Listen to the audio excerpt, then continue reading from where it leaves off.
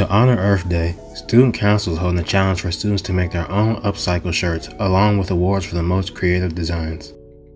Distribution of shirts will happen after school for virtual students near the main entrance, with winners set to be announced Monday, May 3rd. Hey Jay, let me hear something. Weeks ago, a survey by the group Parents for Novi Together circulated through parents and students of Novi. Through a survey by the Cat's Eye News, we saw a trend in how students think of this survey. However, what do they actually think? Here's more. I think it's really significant in showing different people's experiences, because we're never going to be able to walk in someone else's shoes no matter how much we want to. By showing these stories, we're able to empathize with characters a little more and maybe empathize and realize the hardships that our classmates may be going through. So by portraying these stories, we are able to gain a sense of empathy for the people around us that we may not have been able to before. We gain perspective, and it's really just an eye-opening experience, because no matter what you do, the person sitting next to you is going to go through their stuff. They're going to have hardships, you're going to have hardships, and you're never going to know unless it's shown. So I feel like that's really significant.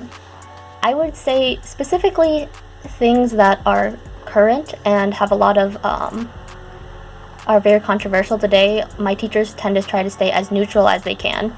For example, my civics teacher, when she was describing the election that was happening last year, 2020, she tried to be as neutral as possible, which I really appreciate, because she essentially acted, a lot of my teachers essentially act as a news source, where they relay the information and they open it up to discussions about your own opinions, but they do not necessarily say, I support this or I support that and I believe you should support this because of that.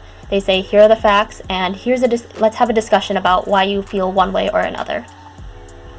However, some disagreed with this. Well, I think that there are certainly subtle ways that many teachers go about it, and I've certainly experienced a lot of teachers who have subtly pushed their political beliefs, whether it be economic or social. I've experienced more social, a pushing of more of a social agenda than anything else, but it's certainly not extremely explicit in how they portray it. I think it's more subtle, but it's still definitely still there, and I have a lot of other friends of mine who have told me similar things. I don't think that, when many people talk about identities and identity politics and how everything nowadays is sort of representative of someone's identity, I think that honestly it's not very objective. It's in fact very subjective, and I think that in many ways it's very political, and it's obviously a new ideology, or at least a more prevalent ideology now than it was before. So I think that it's really important that our teachers focus on teaching students, how to think instead of what to think, because obviously we are in a very politically charged environment, and I don't think passing on political beliefs and social movements and certain things, of that nature is very appropriate in the school setting.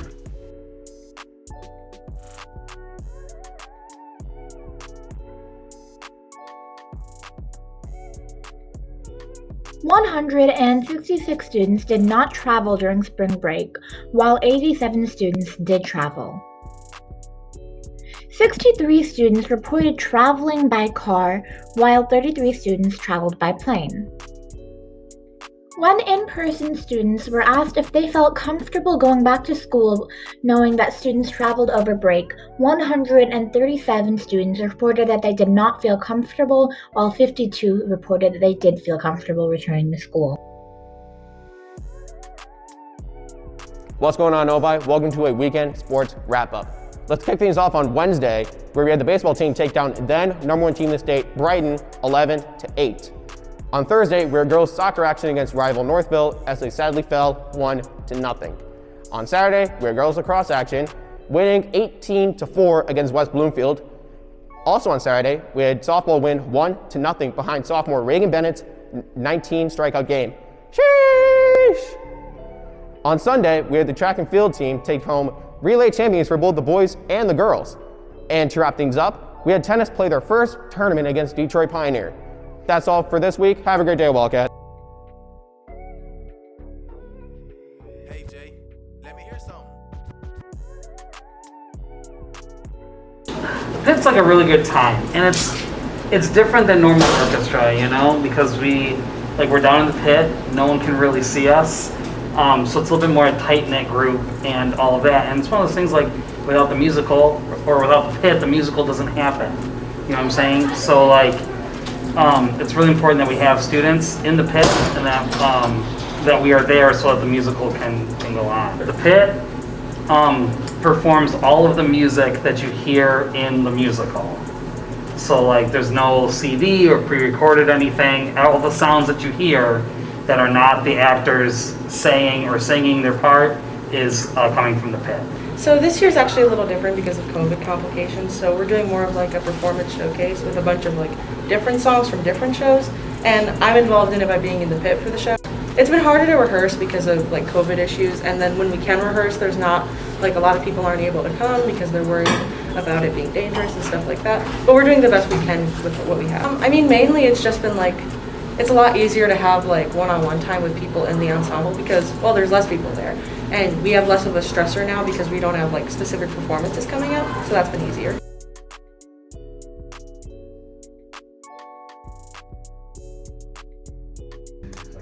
Being able to hang out with friends and do the sports I love. Go to college and get a higher education. Reading Twilight